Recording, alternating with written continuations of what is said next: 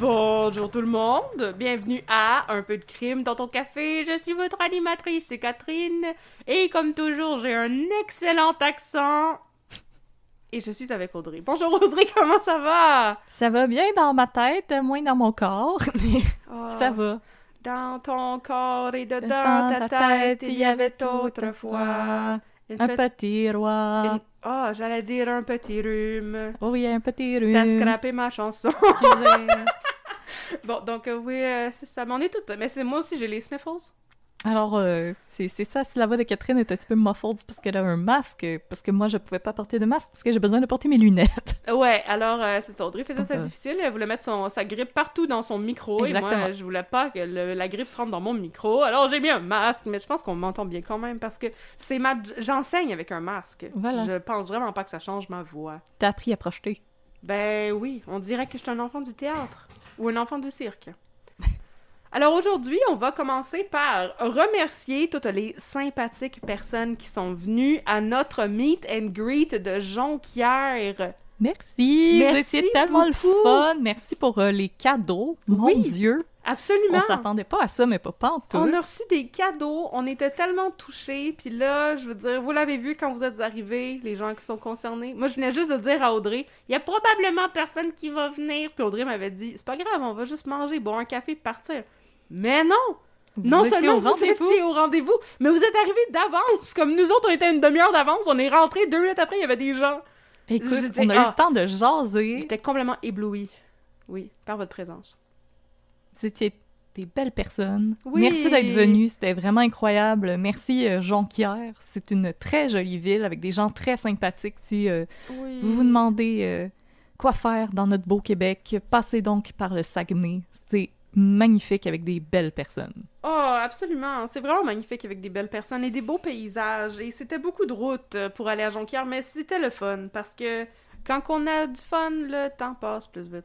Exactement, avec une bonne playlist. Voilà! Mais merci beaucoup aussi au Café L'Érudit. Puis justement, Oui. pour les remercier, on a pensé plugger une coupe de leur café. Puis là, Yes. c'est des bons... Ce ne sont pas seulement des bons baristas, mais aussi des bons businessmen parce que moi, j'étais allée acheter un sac de café. Puis j'ai dit, avez-vous de la torréfaction pâle? Moi, j'aime le café pâle.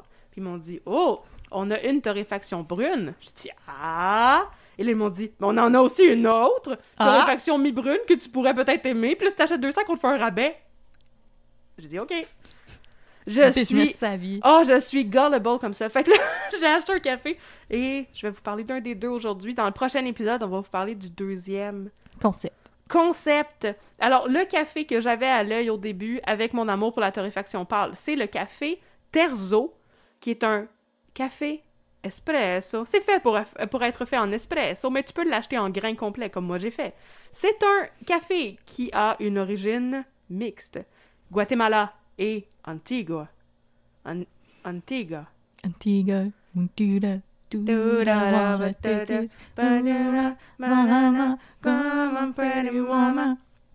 Et là, il a la torréfaction brune, parce qu'Éric Bruno est mon préféré. Et un profil de goût aux agrumes, prunes et miel. Honnêtement, c'est vraiment un bon café. C'est délicieux, je suis en train de le boire. C'est un bon café très polyvalent. Moi, j'aime beaucoup, vous le savez, les cafés à torréfaction pâle qui ont une certaine acidité. Là-dedans, l'acidité n'est pas trop prononcée. Alors, honnêtement, c'est quand même un bon café pour le réveil. C'est pas un coup de poing d'en face. C'est plutôt comme une caresse de la main d'Éric Bruno sur votre joue pendant que vous vous réveillez. Oh, ça c'est smooth. Les belles images. Oh, c'est des belles images. Fait que c'était un vraiment très bon café. Je suis très contente de l'avoir acheté. Et ben, j'espère que je vais être contente qu'ils ont réussi à me convaincre assez facilement quand même d'acheter un deuxième sac. Puis on va en parler au prochain épisode. Stay tuned! On crée du suspense! Restez des nôtres! Restez des nôtres! On va boire du café comme les autres! On est des caféinomanes. On boit tous les cafés tant que ça cagne. C'est bon, hein? Je suis partie C'est ces magnifique. tonnes à matin. Hey, Alors, de quoi tu vas nous parler aujourd'hui? Ça sera sans doute déprimant? oui. Ah, voilà! Donc, en faisant l'horaire des publications et etc., je me suis rendu compte que mon épisode d'aujourd'hui allait sortir le 28 octobre, donc Wesh. juste à temps pour l'Halloween. Ah, l'Halloween! Alors, je me suis dit que j'allais faire un épisode thématique pour ça et que j'allais m'attaquer à l'histoire de Carl Giroir et de l'attaque au sabre dans le Vieux-Québec qui a eu lieu en 2020. Oh non! Oh oui. Oh non! Comme le pire cauchemar de tout le monde qui passe l'Halloween ever. Pas à ça, puis avoir des lames de rasoir dans tes, dans tes bombes. Oui, mais ça, on sait que ça existe pas, Je non? sais. Ben, c'est ça! Ça, c'est juste une légende urbaine, mais comme Carl Giroir, c'est une vraie personne. Je sais. Bon. C'est, Alors, mes sources pour aujourd'hui. Une pléthore d'articles Oh! dans la presse Ah! et dans le Devoir. Ah! Et pour mes trigger warnings, Mm. nous allons discuter d'événements violents, Oui. sans surprise. Mais il y a bien des chances que vous avez déjà entendu parler de ça, c'est tellement récent. Oui, oui, c'est super récent, puis Alors, vous savez déjà c'était de quoi encore on dans les parle. nouvelles récemment. Puis, ben, Uh-huh. on va discuter de problèmes de santé mentale. Oui. Alors, naturellement, si ce sont des sujets qui, vous pensez, pourraient vous affecter, nous vous invitons à prendre un peu de recul et à prendre soin de vous. Il n'y a pas de problème à skipper des épisodes quand vous vous dites que c'est pas pour vous. Oui, vous écouterez le mien à la place. Puis on va se demander quel est le crime dans mon épisode. Encore une fois! C'est à se demander si j'aime les crimes pour vrai. Parce que je fais juste couvrir des histoires que c'est pas des crimes. En tout cas! Go! Je vais mettre un peu de crème dans ton café. Alors, partie 1. Halloween 2020. Ça paraît que t'es grippé parce que il me semble que t'aurais pu faire une joke là, de mettre un peu de katana dans ton café ou je sais pas quoi, non? Ben, je sais pas. J'hésite à faire des jokes là-dessus. là. Ah, ben là, mais je pense que c'est ça notre marque de commerce! Oui, mais quand même, je me mets au diapason. Ok. Quand il y a des gens qui meurent, je suis comme, on va se calmer. Ouais, mais... Ouais. Quand il y a du monde qui cache l'argent en dessous d'un jacuzzi, je suis comme, let's go. Allons-y, Allons-y pour la fanfaronnade. Ah, je comprends ce que tu veux dire. Je vais tourner dans ma fanfaronnade. Partie 1. Halloween 2020. En octobre 2020, après plusieurs mois passés en confinement, les Québécois et Québécoises attendaient avec fébrilité le soir de l'Halloween. Si le gouvernement ne permet pas les rassemblements à l'intérieur, il permet tout de même aux familles de sortir pour aller récolter des bonbons en allant sonner aux maisons décorées de leur quartier. C'est une soirée parfaite pour passer l'Halloween. On est samedi, il fait frais, c'est la pleine lune. Le musicien Rémi Bélanger profite d'un peu de temps libre pour admirer les rues du Vieux-Québec, étrangement désertes en raison du confinement. Il écoute un podcast, on ne sait pas si c'était le nôtre. Ben non, on n'existait Ben non, on pas. n'existait pas! C'est bol! Sauf si c'est un time traveler! Ah! D'accord.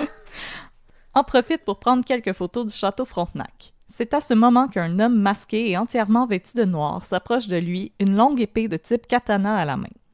Alors qu'il se trouve à quelques pas de Bélanger, le jeune homme lève son arme, comme s'il s'apprêtait à l'attaquer. Sur le coup, Bélanger tente de l'ignorer, croyant une simple blague en lien avec l'Halloween. Cependant, l'homme fonce sur lui et lui assène un premier coup à la tête.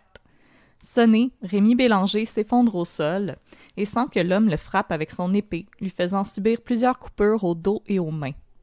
Finalement, Bélanger parvient à s'enfuir après avoir récupéré un doigt que son assaillant lui avait coupé. Ah! Il ira se réfugier au château Frontenac, où le personnel croit également d'abord à un maquillage d'effets spéciaux peut-être fait par Rémi Couture, avant de finalement appeler une ambulance. Oh my god, thank god. Ils ont-tu réussi à rattacher son doigt? Oui. Oh, phew! Mon Dieu. D'autres ne seront pas aussi chanceux que Bélanger. À quelques pas de là, François Duchesne sortait comme à son habitude pour faire son jogging nocturne. Un peu avant 22h30, il s'engageait sur la rue du Trésor qui se situait entre son domicile et son lieu de travail, le Musée national des beaux-arts de Québec. C'est là qu'il tombera sur le jeune homme en noir qui le tue d'un coup de sabre au ventre. Oh. Duchesne avait 56 ans. Oh. Pierre Lagrevol et Lisa Mahmoud, deux amis et ressortissants français, se promenaient ensemble le soir de l'Halloween sur la rue de Buade. C'est là qu'ils aperçoivent un homme masqué, armé et entièrement vêtu de noir. Elle-même costumée pour l'occasion, Lisa Mahmoud lui adresse un sourire complice. Mais tandis qu'elle et son ami tentent de poursuivre le chemin, ce dernier sent qu'on lui assène un coup derrière la tête. Oh my God! Figés par la surprise, les deux amis s'arrêtent, pensant qu'il s'agit d'une mauvaise blague. C'est quand Pierre reçoit un deuxième coup, cette fois-ci à l'épaule, que les amis comprennent qu'ils sont en danger et Lisa se jette sur l'assaillant pour tenter de le repousser. Oh my God! Elle a du guts en « s'il vous plaît, mademoiselle Mahmoud ». Aïe aïe, oui, c'est ça que j'allais dire. Mon Dieu, ses skills, ses XP level de courage sont à travers le plafond! L'homme se tourne alors vers elle et lui assène plusieurs coups. Pour tenter de se défendre, Lisa attrape l'arme avec ses mains, résultant de profondes lacérations. Elle s'estime toutefois chanceuse. Selon elle, son épais manteau d'hiver le protégeait des coups de son assaillant. Oh! Habillez-vous, les jeunes! Selon Pierre Lagrevol, leur assaillant avait une démarche calme et déterminée. Jamais il ne semblait paniqué ou effrayé tout au long de leur altercation. Finalement, l'homme détourne son attention de Lagrevol et Mahmoud et poursuit sa cavale meurtrière à travers les rues du Vieux-Québec. Si des passants ont repéré le corps de Duchesne et contacté les services d'urgence, l'homme masqué, lui, n'en a pas fini avec la population de la capitale. Suzanne Clermont travaillait comme coiffeuse et était aimée de tous ses voisins. Ce soir-là, après avoir soupé avec son conjoint des 18 dernières années, Jacques Fortin, elle était sortie comme elle en avait l'habitude pour fumer une cigarette et laisser son petit chihuahua se dégourdir les pattes. Oh non, pas un petit chihuahua. Un petit chihuahua, mais je me sens pas à l'aise de faire la chanson de François Pérusse. C'est correct. Resté à l'intérieur pour ranger la vaisselle, Fortin est alerté par ce qu'il décrit comme un véritable cri de mort et les jappements paniqués du chien de sa conjointe. Oh non, le pauvre chihuahua! Il se précipite à l'extérieur de l'appartement et fait la macabre découverte du corps de Suzanne, le visage profondément lacéré. Marie-France Rioux, une voisine qui travaillait comme urgentologue, se précipite elle aussi à l'extérieur après avoir entendu le cri, armée d'un bâton de baseball.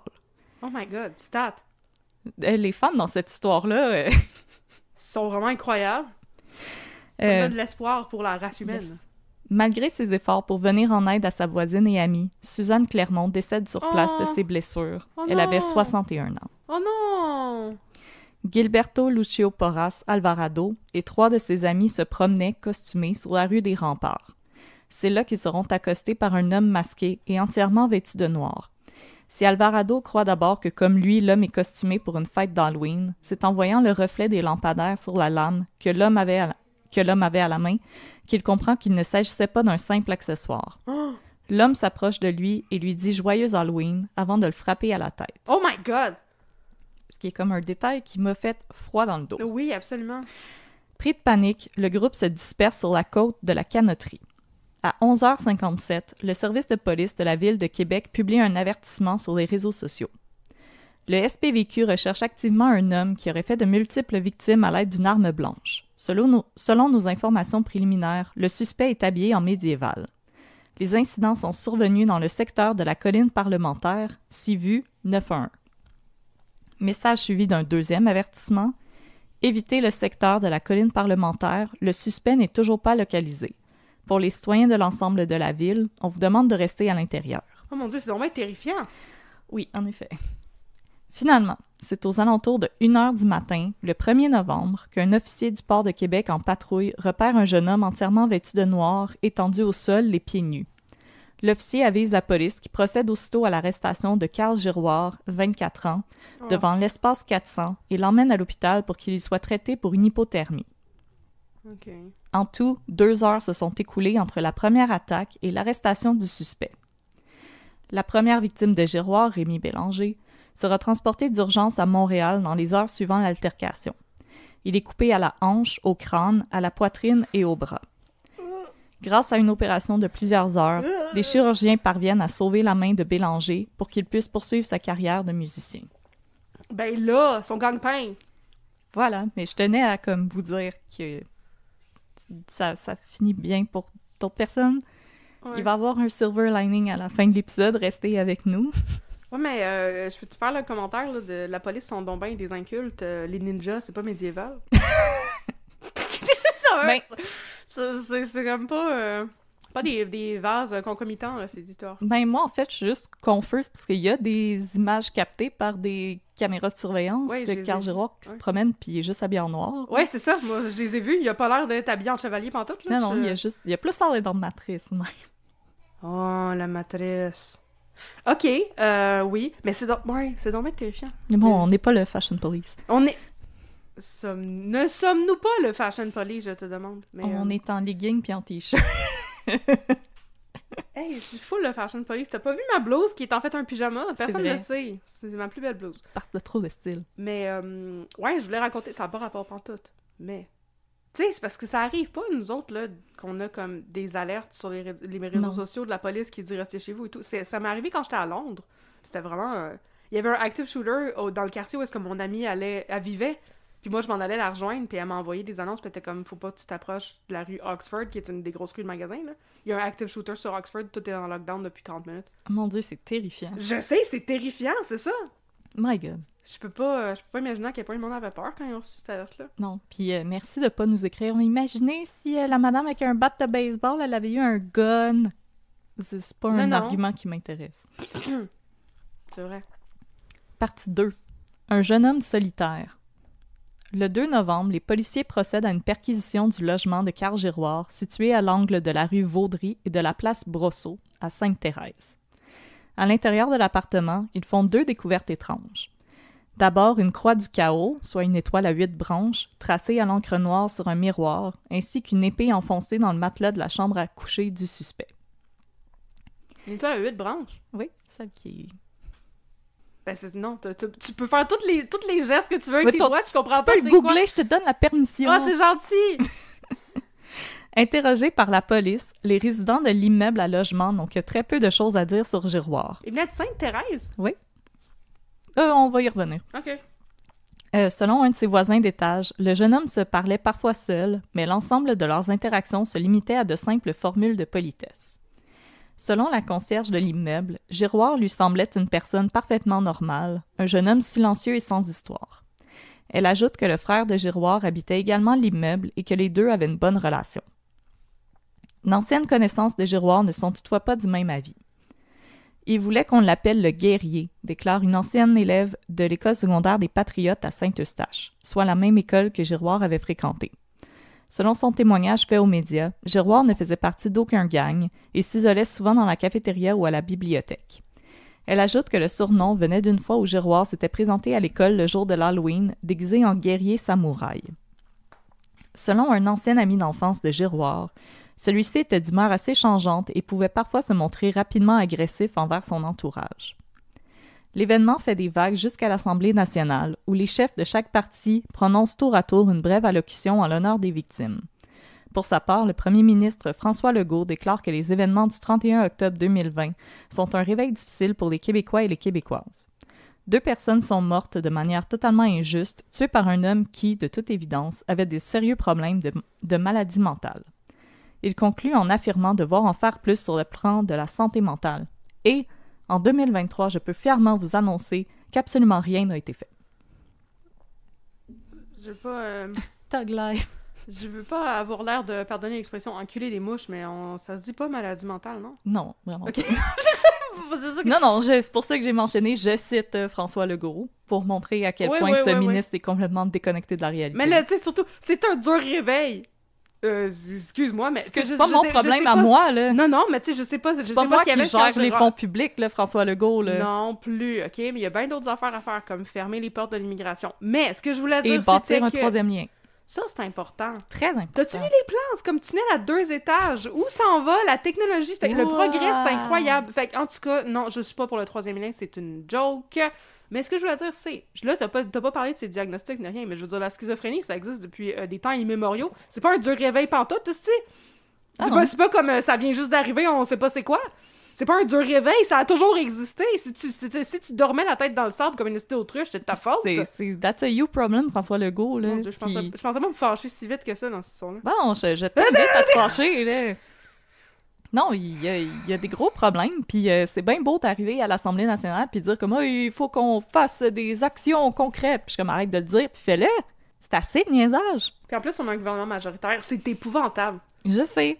Tu sais, c'est même pas comme on a un gouvernement minoritaire, c'est difficile de passer des affaires pis tout. Non! C'est vraiment comme... Genre, excusez-moi, je suis occupée à me pogner le beigne avec mes 2 mains. 100%, puis je veux dire, en plus, c'est parce que c'était le début de la pandémie, on en a parlé tellement, pas juste nous autres, mais je veux dire, plein de monde en ont parlé d'à quel point c'est important la santé mentale, avec tu sais, toutes les périodes d'isolement qu'il y a eu et tout, à quel point c'était difficile pour les Québécois, les Québécoises. Chers Québécoise, mon peuple. Non, mais ça n'a pas de sens, tu peux pas juste dire une affaire comme ça puis après ça rien faire. Exactement, puis je pense que toi puis moi, on est exactement sur la très même longueur d'onde. Ah, ok, cool, parfait. Je veux dire, non, pour vrai, moi, ça m'a vraiment fait pogner les nerfs, puis c'est pour ça que j'ai tenu à l'inclure cette citation pour montrer à quel point que, comme, la CAQ, c'est comme un gouvernement de marde. Puis là, Simon Jolin Barrette, fight me. C'est un dur réveil. C'est un dur réveil. La santé mentale, ça existe. Oh my God. Je suis autant fâchée que l'affaire de l'allocution du DG de mon école quand il a dit qu'on allait être maître chez nous. Ciboire, faut que je compte ça rapidement. Je travaille dans un collège anglophone. Le building où il y a le collège appartient à une congrégation à Montréal, comme beaucoup d'écoles, tu sais. Puis là, on est en négociation pour acheter puis devenir propriétaire du terrain puis du building. Puis le DG... Dans le contexte, tu sais, du Bill 96, là, on essaie de faire la nouvelle loi 101, les réformes et tout, il a osé, lui qui est tellement réfractaire à ce que les étudiants anglophones aient comme une bonne éducation en français, je dis ça juste parce qu'il arrête pas de nous mettre des bâtons dans les roues et qu'il a vraiment, vraiment, vraiment pas l'air de vouloir que les choses changent. Écoute, il a osé dire « On va devenir maître chez nous ». Son speech était en anglais, mais il a utilisé l'expression en français, puis « Oh mon Dieu! Mon Dieu! » que Jean Lesage, je le voyais se revirer dans sa tombe, faire des flips dans sa tombe, du le breakdance dans sa tombe. Oh mon... J'étais comme... J'en reviens juste pas. Il était comme « Oh, we're finally gonna be maître chez nous. » Puis j'étais comme « Non! » Tu peux pas dire ça. Non. Non. Interdit. Non. Puis racheter un building qui appartient à une congrégation quand on a, on a une statue avec une madame... une nonne, puis des enfants autochtones dans le building, dans notre collège, là. C'est all kinds of problématiques, là. Fait que, go mettre chez nous, let's go. Là, c'est un dur réveil. C'était partie 3. Oui. Le plan. Le dur réveil de Catherine. Le plan. Le procès de Carl Giroir s'entame le 11 avril 2022. Giroir est accusé de 2 meurtres au premier degré et de 5 tentatives de meurtre sur 3 personnes, pardon. Une des premières personnes appelées... Combien de meurtres? 2? 2. OK. Monsieur Duchesne et Madame Clermont. Une des premières personnes appelées à témoigner est Hugo Mercier-Villeneuve, un psychoéducateur qui avait travaillé avec Giroir tandis que celui-ci fréquentait un centre de formation professionnelle. Il y avait été référé par son enseignante de français après que celui-ci ait rédigé un texte où un homme masqué et vêtu de noir attaquait et tuait un groupe d'adolescents avec une épée. Pardon? Et là, je te demande, cher prof de français de mon cœur, oui. Qu'est-ce que tu aurais fait, toi, si tu avais un ou une étudiante qui écrivait un texte un peu intense? Oui, on a des psychoéducateurs à l'école. Il aurait fallu que ça soit bien intense pour que je sois alarmée, je dois dire. Parce que, je veux dire, si je leur donne comme obligation d'écrire un texte narratif, je m'attends à ce qu'ils fassent de la fiction. Elle a dû être choquée, ça devait être pas ça du tout qu'elle a demandé, parce que, je veux dire... J'ai pas trouvé d'informations sur c'était quoi la nature du devoir en tant que tel, mais non, j'étais juste curieuse de te poser la question. Non, c'est une bonne question, mais moi je suis vraiment pas un bon exemple, parce que, je veux dire, j'ai demandé à mes étudiants de m'écrire un texte sur le FLQ. Fait que c'était incroyable, justement, parce que j'ai vu, tu sais, la plupart de mes étudiants écrivaient comme « Oh, tu sais, Jean-Jacques Paul », parce qu'il inventait tous des noms francophones. Fait que Jean-Jacques Paul a entendu la lecture du manifeste à Radio-Canada et il s'est dit « La violence, c'est mal, mais les francophones doivent être libres » et il a fondé sa propre association FLQ pacifiste. J'étais comme « Oh, wow! Oh, wow, wow, wow! » Fait que, ouais. Mais avec un contexte comme ça aurait été bien naturel que mes étudiants tombent dans la violence pure et dure dans leur histoire, mais il y a personne qui l'a fait. Eh ben. Bon. Voilà. Alors, les étudiants de Madame Catherine, ils sont très pacifiques. Jean-Jacques Paul. Voilà. Il y avait quelqu'un qui s'appelait Jacques Laurent, pour vrai. C'est le nom qui m'a le plus fait sourire. On le salue, Jacques Laurent. Oh, Jacques Laurent, on te salue! Alors, inquiétée par la violence du texte, l'enseignante avait référé Giroir au service psychologique de l'école. Ouais. Giroir n'avait alors pas tout à fait 20 ans. Discutant de son texte, Giroir avait assuré Hugo Mercier-Villeneuve qu'il ne planifiait pas de tuer des gens tout en lui spécifiant qu'une épée, quand ça s'approche du monde, ça peut faire mal. Ensuite, Giroir confie au psychoéducateur qu'il avait échafaudé un plan et que celui-ci avait 3 buts, soit de se créer un personnage, de retirer de la fierté de son geste et de confirmer son existence. Quoi? C'est un peu quétant. What does that mean? Confirmer son existence? Genre, t'es pas sûr que t'existes pour vrai? Ben, tu sais, des fois, un des symptômes de la dépression, c'est de faire un peu de la dissociation, Ouais. mais, tu sais, je pense que par son geste, c'est qu'il voulait comme nous rappeler son existence parce qu'il avait beaucoup été mis à l'écart par ses pairs. Puis comme un peu s'imposer dans nos pensées par un geste particulièrement violent et éclatant. Ben, ça explique, mais ça ne justifie pas, là. Je trouve ça... Non, je faisais juste ça. Oui, oh oui. Le psychoéducateur réfère alors Carl Giroir à un psychiatre qui vient à son tour témoigner pour la couronne. 100%. Selon Charles-André Bourdois, du CLSC des Laurentides, Giroir lui avait confirmé qu'il avait bel et bien un plan visant à tuer des gens avec une épée de façon aléatoire, mais qu'il n'était toutefois pas sûr de quand ou s'il comptait vraiment l'exécuter. Bourdois entreprend alors une série de rencontres avec Giroir. Lors d'une consultation faite directement chez son patient, Bourdois constate que celui-ci a un sabre fixé sur le mur de sa chambre. Quand il fait remarquer ce détail à Giroir, celui-ci réplique que non, ce n'est pas avec ce sabre-là qu'il compte un jour attaquer des gens. Ah oui, j'ai des couteaux, mais c'est pas avec ces couteaux que je vais pas tuer celui-là. les gens. Ça, c'est décoratif. Ah, ça, c'est juste mon couteau de boucher. C'est avec un autre couteau. Celui-ci, tching! Ben voyons donc. Inquiète pas. Mais là, t'as-tu parlé de l'affaire du secret professionnel pis tout, là? C'est comme dans Stat. Ben, je sais pas, Bourdois, c'est comme une des personnes que je lisais son témoignage, puis je me disais, monsieur, j'ai l'impression que t'as comme vraiment niaisé sa Switch. Mais non, mais il aurait été pleinement dans son droit de contacter d'appeler la police. Oui.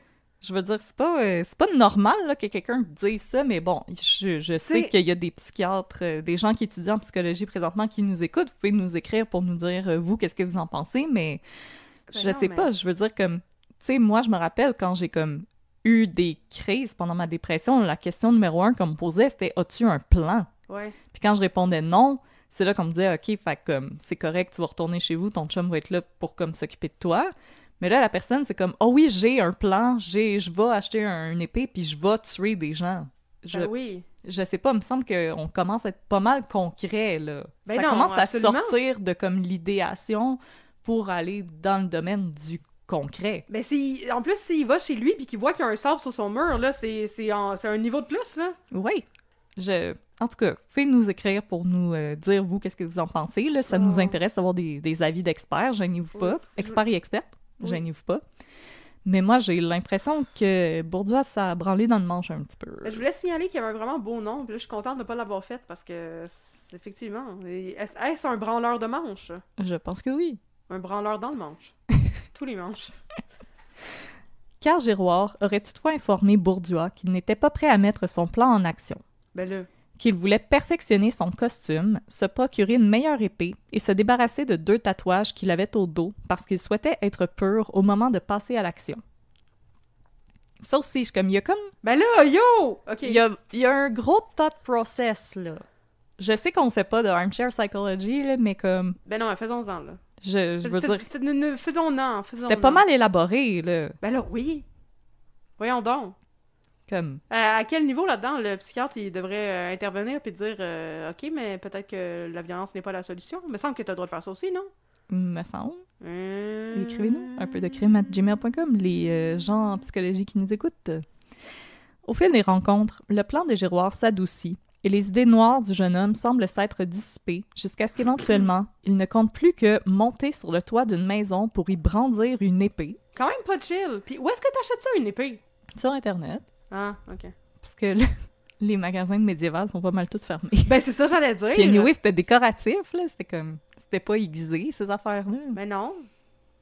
Remarque, ça devait être pesant, mais si vous avez des épées chez vous, en passant, c'est correct, là. C'est lourd, décorez comme vous voulez. Ouais, non, j'avais lu des affaires sur les bras d'épée, là, des affaires de... Oui, c'est vraiment pesant. Les guerriers médiévales, là, qui avaient un bras plus musclé que l'autre, parce qu'une épée, ça pèse comme 35 livres, là, c'est ça? Bon, oui. Finalement, par peur de finir en prison, Giroir déclare à son psychiatre qu'il abandonne son plan. Bourdois révèle par la suite le contenu des conversations qu'il a eues avec son patient. Puis là, je le cite. « Il m'a déjà parlé de son monde idéal, de son système de valeurs. Moins de population, moins de pollution, moins d'armes à feu, plus d'amour, de paix et de partage. » Ben voyons donc! OK. Toutefois, quand Bourdois tente d'aborder avec son patient la question de la souffrance qu'il ressent, celui-ci se referme complètement et se contente de répliquer que la souffrance est temporaire, mais que l'honneur dure pour toujours. OK. Non, mais OK. Au fil du procès de Giroir, les avocats de la couronne et de la défense s'affrontent au sujet de la responsabilité de l'accusé au moment de commettre son geste. Si la défense affirme que le jeune homme maintenant âgé de 26 ans était en proie à un délire le soir du 31 octobre 2020, la couronne, elle, rejette cette théorie en affirmant que Giroir avait depuis toujours planifié son coup d'État. Ben c'est ça j'allais dire. Puis on va se rappeler, Sainte-Thérèse, Québec, c'est 3 heures de char. Mais dans tous les cas, ça fait pas qu'il... Je veux dire, on pourrait plaider la non-responsabilité dans les deux cas, parce que s'il y avait un plan comme ça depuis super longtemps, il était possiblement schizophrène. Mais non? Ne t'en fais pas, les psychiatres s'en viennent. Ah, super! Un autre monsieur, à part Charles-André Bourdois? Ben, des psychiatres qui vont l'avoir évalué après son arrestation. Ah! Parce que Bourdois l'a évalué quand il était plus jeun. Puis les conditions mentales, ça évolue. Ben oui, non, oui. Non, je sais, absolument. Mais sérieusement, là, il devait se sentir mal, Bourdois. Ben, j'espère. Ben, j'espère de pas avoir vu ça venir. Tu dois t'en mettre en question, c'est un temps rare, là. Ben, écoute, moi, j'espère qu'il a fait un petit peu de soul-searching, puis de comme, j'aurais peut-être dû peser sa Switch. Là. Mais là, mais en plus, il y a eu plusieurs rencontres, ça s'est étalé dans le temps, il y en ces a eu rencontres avec 11. Carl Giroir. Ben là, il y avait tellement de moments où il aurait pu... Parce que je veux dire, au pire, t'appelles la police. Tu fais un signalement. Sur sa Sainte-Thérèse, il doit y avoir à peu près un crime par 10 ans. Les policiers, ils auraient été super contents. Hey, mon Dieu, on a une excuse pour sortir et s'acheter des beignes et aussi aller voir s'il y a des armes blanches chez ce jeune homme. Il y a des policiers qui nous écoutent. Je sais, mais j'aime tellement les beignes. Ça prend toujours des beignes dans... Ben oui, absolument. Voyons. Tu me rappelles qu'il y a des policiers qui nous écoutent. Comme si j'avais pas comme tellement d'amour pour les policiers. Voyons donc. En tout cas, fait que je vous aime, messieurs, mesdames. Donc, moi, je me serais imaginé. Mais il aurait pu faire ça, un aller, signalement. faire une espèce de... Oui. Puis, je sais pas, peut-être que Carl Giroir, tu sais, justement, quand il dit « j'abandonne mon plan parce que je vais pas aller en prison », ça l'aurait peut-être un peu shaké dans ses bottes. Ouais, parce que, je veux dire, il y en a des moyens où tu fais des crimes, tu vas pas en prison, ça s'appelle se suicider après. Puis ça, c'est quand même très inquiétant, monsieur le psychiatre. Voilà. OK. Lors du deuxième jour de procès, la théorie de la... Je pense que j'aime pas les policiers parce que je dis qu'ils mangent des beignes. C'est tellement bon des beignes, on en a parlé plein de fois. J'espère qu'ils mangent plein de roussettes au miel, même si t'aimes pas ça. Puis les beignes avec de la crème dedans, là, puis la framboise, puis tout. J'espère qu'ils vont chez Léché Dessert dans Saint-Henri, c'est tellement bon, la meilleure place de beignes à Montréal. Merci! On n'est pas commandité. Non! Lors du deuxième jour du procès, mon apology. La théorie de la couronne se concrétise lorsqu'on apprend que quelques mois avant l'attentat, Giroir s'était procuré pour 400 $ le katana avec lequel il avait tué 2 personnes et blessé grièvement 3 autres. Sur cette image, les 2 tatouages dont Giroir comptait se débarrasser avant de passer à l'acte avaient été recouverts d'encre noire. On apprend qu'après plusieurs séances de laser, Giroir avait finalement abandonné l'espoir de voir les tatouages disparaître et s'était contenté de les faire recouvrir. Nice. Si la couronne ne révèle pas ce que les tatouages représentaient, je vous gage ma maison, mes 2 chats et tout ce que vous voulez que c'était une croix gammée et une croix du chaos. Je veux dire, la shape d'une croix gammée, ça se reconnaît de ben loin. Ah oui, tu pouvais le voir un peu... Non, mais comme, tu sais, dans le fond, ce qu'il a fait, c'est du blackout. Ouais. Puis le blackout a cette forme-là, je vais le tracer sur la table, là. Ben ouais, mais là... Fait que je suis comme... Ben là, Chris. OK. Puis l'autre blackout, c'est un cercle. Ouais. Fait que je vous gage ce que vous voulez, que c'est une croix gammée puis une étoile du chaos. Considérant qu'il y a des étoiles du chaos, il y en avait comme peinturées littéralement partout. Mais sérieux, là, c'est qui accepte de faire des tatous de croix gammée? Ben, tu sais, t'as-tu déjà vu un tatouage de croix gammée qui était comme vraiment beau? J'ai jamais vu de tatouage de croix gammée, j'en suis très heureuse. Mais je veux dire, sur Internet, on en voit des fois là, dans les vidéos de « Ah, je suis un tatoueur ou une tatoueuse qui offre de recouvrir gratuitement des tatouages de haine. » Ouais. Mais je veux dire, c'est souvent des tatouages qui ont été faits avec des machines artisanales dans des garages, en prison. Bon, ben ça a bien plus de bon sens. OK. Peut-être, je sais pas, des shops perdus dans le sud des États-Unis. Oh non. Ou est-ce que c'est considéré comme un rite de passage? Ah, j'espère qu'ils font des beaux tatous du Clan. Non, mais comme les croix gammées. Non, j'espère qu'ils font pas ça. Les drapeaux des confédérés. Wesh. Et les autres symboles nazis. Wesh. Comme le SS, les aigles, etc. Wesh. Faites-vous donc tatouer comme des petits poissons comme tout le monde. Des fleurs, Des fleurs. un chat, Voilà. voilà. Autre détail important relevé au moment de l'arrestation de Giroir, et là, Catherine, tu vas flipper la table. Ah, cool! Dans son véhicule qui était Oui. stationné sur la rue du Trésor, où l'accusé avait assassiné François Duchesne, les policiers retrouvent un billet pour un stationnement situé à quelques mètres du même endroit et qui datait du 31 octobre 2018. Pas pour vrai? Yep, il avait fait du repérage. C'est ce qu'on peut déduire. Oh, ok. Catherine porte un masque, alors j'essaie de comprendre l'expression qu'elle a sur son visage. Je sais pas pourquoi, mais ça amène les larmes à mes yeux, là, cette mention-là. Ça me fait peur d'une manière dont j'ai rarement peur dans ma vie. En passant, c'est un masque chirurgical, pas Oh un non. masque de Garfield. Non, Pas un masque de Eyes Wide Shut. non! Oh, t'aurais dû dire que c'était un masque de Nixon! Un masque de Richard Nixon! Je avec serais le pas gros capable de faire nez. mon épisode, j'arrêterais pas de rire. Ah ouais, je sais. Mais non, écoute, c'est terrifiant. Oui. Puis ça date de quand, ces rencontres avec le docteur Boudria? Non, pardon, Bourdieu. Bourdieu. Boudria serait un bien meilleur nom pour lui. Ben mettons, c'est en 2020, il avait 24 ans. Ouais.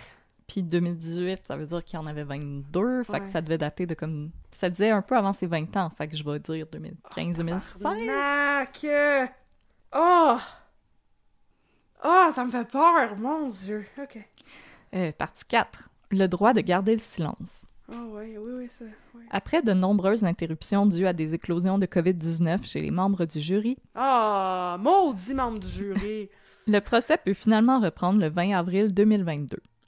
C'est maintenant au tour des policiers et des ambulanciers de livrer leur récit de la soirée fatidique. Le 20 avril 2022. C'est le lieutenant-détective David Gionnet qui a procédé à l'interrogatoire de l'accusé. En tout, la procédure a duré 5 heures, au cours desquelles Giroir a gardé un silence obstiné. Avec plus de 20 ans d'expérience, Gionnet déclare ne pas avoir été capable d'établir un contact verbal avec Giroir. Après avoir tenté plusieurs tactiques pour le faire parler, il finit par lui parler d'autres tueries ayant eu lieu à travers le monde, lui demandant s'il s'en était inspiré, en vain. Finalement, c'est quand Gionnet aborde une attaque à l'épée s'étant déroulée dans une école suédoise en 2015 que Giroir brise finalement son silence pour demander à parler à un avocat. Selon le policier, Giroir n'était pas désorienté et comprenait très bien les directives qu'on lui donnait. Même constat de la part des ambulanciers venus témoigner et qui soulignent que Giroir était calme et se laissait faire par l'équipe médicale. Partie 5. Une dangereuse obsession. Au fil de ces divers témoignages, la mère de Giroir dresse le portrait d'un jeune homme isolé, étant aux prises depuis longtemps avec des troubles de santé mentale. C'est surtout en 3e année que c'est devenu sérieux, déclare-t-elle à la cour. Suivi en pédopsychiatrie pour des troubles de comportement, le jeune Giroir avait été banni du service d'autobus de l'école primaire parce qu'il faisait des jambettes et tentait de se battre avec les autres garçons. Il poursuivait également les filles plus vieilles dans la cour d'école pour tenter de les embrasser. Le père de Giroir avait abandonné sa famille quand l'accusé avait 10 ans. La mère de Giroir a élevé seule 3 enfants, dont un autiste et un ayant commencé à présenter des troubles de comportement à l'âge adulte.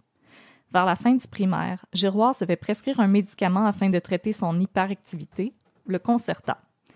Giroir cesse cependant de le prendre, affirmant qu'il ne se sentait pas bien quand il le prenait. Oui. Son comportement en classe s'est amélioré, mais je le sentais anxieux, il dormait mal, ne mangeait pas bien et se plaignait de maux de ventre. À l'adolescence, Giroir s'isole de plus en plus. Une fois devenu majeur, il se procure une carte de crédit et commence à acheter des costumes et des épées de samouraï sur le web. Sa mère s'inquiète, mais hésite à faire quelque chose. Après tout, il s'agit du seul intérêt que démontre son fils, ça et les jeux vidéo. Il n'avait pas de blonde, pas d'amis, pas de vie sociale, j'ai pas voulu le décourager. Quand Giroir déménage, il reste en contact avec sa mère, mais surtout via des messages textes. La veille de l'attaque, la mère de Giroir rend visite à Karl et son frère habitant le même immeuble. Une querelle entre ses fils aurait toutefois précipité la fin de la rencontre. Karl retourne dans son appartement et envoie ce qui sera son dernier message texte à sa mère « Je veux qu'on me laisse tranquille ».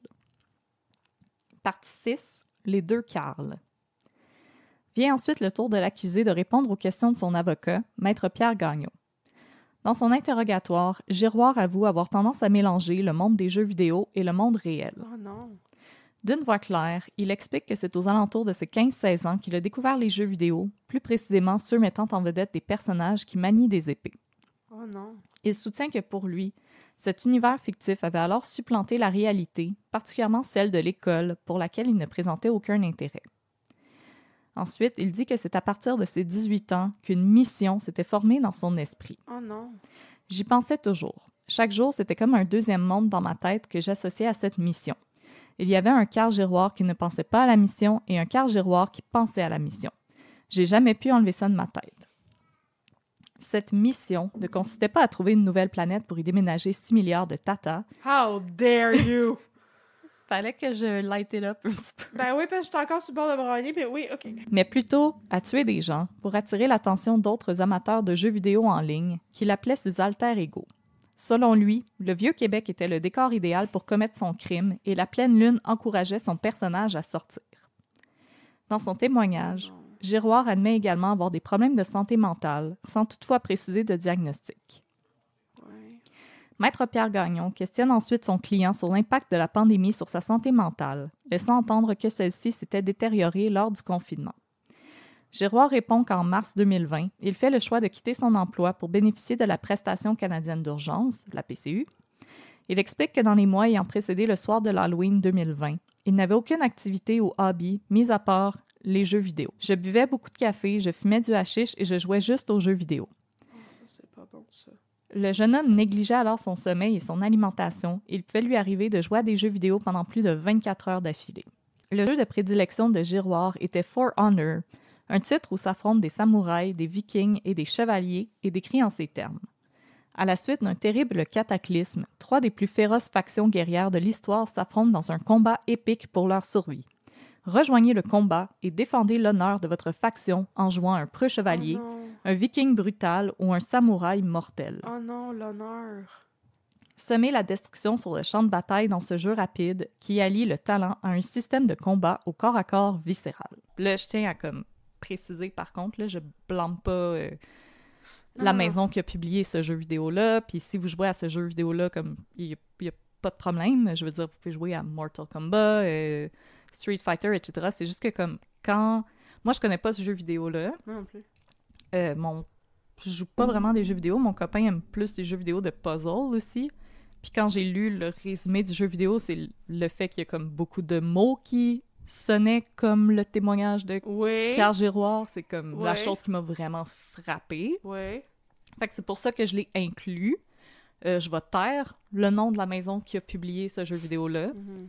Mais sachez que je les blâme pas du tout. Mais non, mais là, puis 0%. Puis moi, je fais pas partie des gens qui pensent que les jeux vidéo violents, c'est un problème en société. Là. Je pense que c'est vraiment le fait que comme il n'y a pas eu l'aide dont il y a eu besoin, puis l'aide qu'il y a eu, des fois, était comme pas super efficace. Non, je suis d'accord. Ça n'a pas de sens, là, c'est ça. Partie 7. La vie des psychiatres. Pour le compte de la défense, c'est le psychiatre Gilles Chamberlain de l'Institut Pinel qui est appelé à témoigner. Sweet.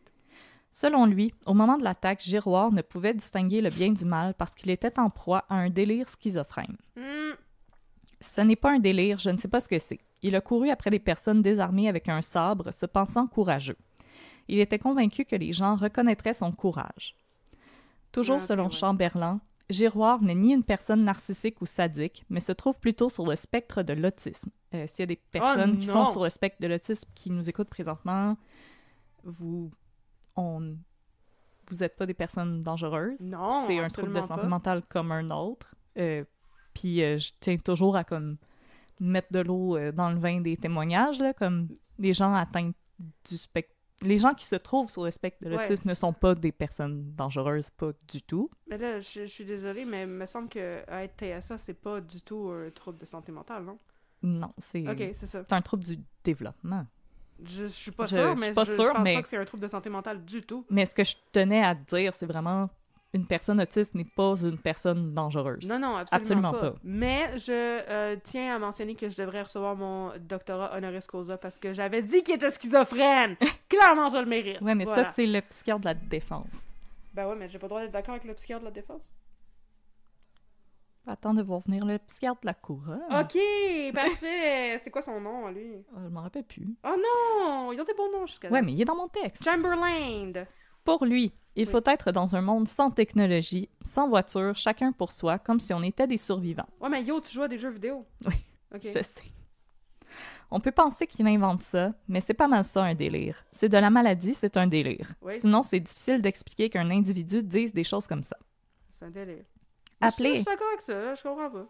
Appelé à témoigner pour la couronne, Oui. le neuropsychologue William Potier dément l'assertion de la défense selon laquelle Giroir souffrait de schizophrénie, était sur le spectre de l'autisme et avait possiblement le syndrome Gilles de la Tourette. Selon Potier, l'accusé s'est toujours intéressé aux autres. Il avait soif d'attention, mais était victime de rejet en raison de ses comportements à la fois dérangeants et provocateurs. Ah oui, mais là, c'est ça. Par Si tu fais des conséquent... jambettes au monde dans l'autobus, ils vont pas être tes amis, là. Ouais, non. OK. Par conséquent, son estime de lui était en chute libre. Narcissique, il tenait à tout prix à ce qu'on le reconnaisse à sa juste valeur. Au secondaire, la situation l'amène à se replier sur lui-même et à trouver refuge dans les jeux vidéo, un monde fantastique dont il pouvait prétendre être le héros. Ah! Le monde sur TikTok qui se prennent pour un main character. Oh non, dis pas ça. OK. Frisson de dégoût. Ah, je comprends. Bon, j'ai peut-être pas mérité mon doctorat honoris causa, finalement. C'est pour nourrir son estime de lui qu'il aurait commencé à s'imaginer dans le rôle d'un bourreau, développant de fait même un sentiment de supériorité face aux autres. Son plan de tuerie avait donc pour but de démontrer de manière concrète cette supposée supériorité. What? Par ailleurs, Je comprends tellement pas ce raisonnement-là. Du psychiatre ou de Carl Giroir? Non, de Carl Giroir!